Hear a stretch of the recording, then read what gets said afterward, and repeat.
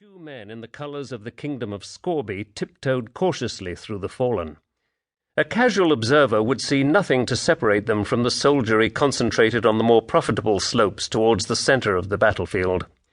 They were thin and darkened by the sun. The young one was taller, a little on the burly side, perhaps even barrel-chested. Close-cropped hair sat above an open face framed by ears as large as jug handles. His companion, older, smaller, walked with smooth grace between the corpses, seemingly less troubled by the proximity to death. His hair was longer, brushed back off his sharp features and tied back with a simple leather headband. He was perhaps a touch too slight for the military, but the quickness and deftness of his movements marked him out against his lumbering young companion.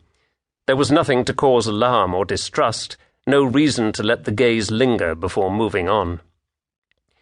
But watch long enough, and the observer would see how they made pains to avoid their fellow soldiers, how they stooped and scuttled rather than strode with solemn grace, how they shied from any glance, and how whatever it was they tore from finger and neck was quickly secreted, so that, to all intents and purposes, their task seemed fruitless. Marius Hellespont watched his apprentice turn over a corpse and bend to remove the chain gloves from its hands. He tutted. No sense, this boy. It was obvious to Marius, even from several feet away, that the dead man was no noble. Nobody of gentility would grip a smithing hammer so tightly in their cold fist, nor wear a leather jerkin with so many patches. The helmet clinging to the dead man's head was of poor manufacture, which accounted for the massive dent that had crushed the corpse's head into such an ovoid shape. Despite all his teachings, the youngster still could not see the obvious and move on to more profitable prospects. Marius hissed, and the young man looked up from his task. "Not that one, Gerd. There!" He jerked his head towards a splash of burgundy cloth waving above a tangle of bodies. "Check that one out." "But this one—" Marius had picked Gerd up whilst on the run from a disastrous money-printing venture in the Italian foothills. Gerd's accent bore the thickness of the mountains. Weeks of roadside elocution practice had done nothing to thin his tongue or round his vowels. An accent is a way to be tracked, Marius had told him over and over, to no avail. He glared, and Gerd, thick as he was, took the hint. "Stupid boy," Marius muttered, and picked his way across the dead soldiers towards the possible prize. Best to get there before the boy, in case Gerd mistook a ring for a wart and did him out of a week's eating. He scanned the corpses to either side as he walked.